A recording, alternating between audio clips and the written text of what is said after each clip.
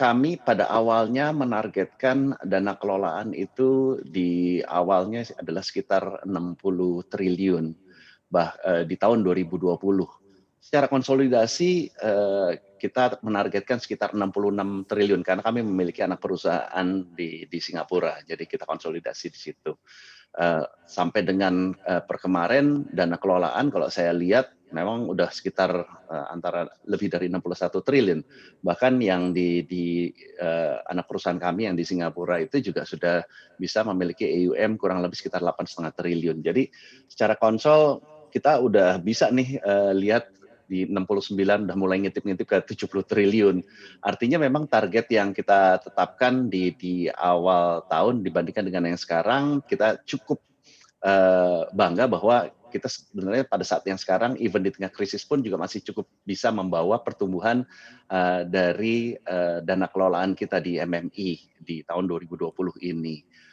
Memang mengenai strateginya kita di tahun ini melihat terjadi shifting ya dari dana kelolaan reksadana. Kalau sebelumnya mungkin investor masih cukup optimis untuk bisa berinvestasi di reksadana saham, pendapatan tetap dan sebagainya. Begitu pula juga dengan reksadana terproteksi.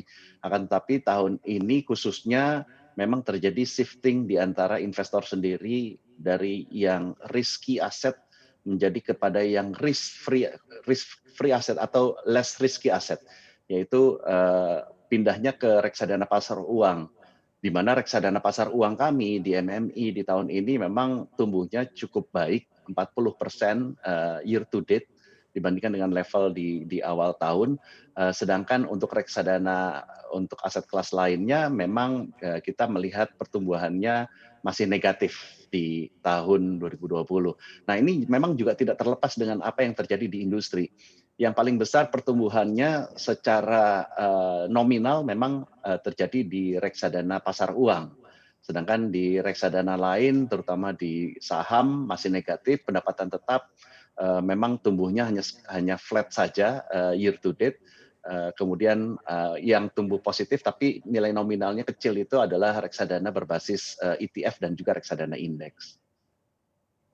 Oke, jangan lupa install aplikasi CNBC Indonesia di App Store maupun di Play Store untuk mendapatkan informasi dan perkembangan terkini dari berita-berita ekonomi dan bisnis.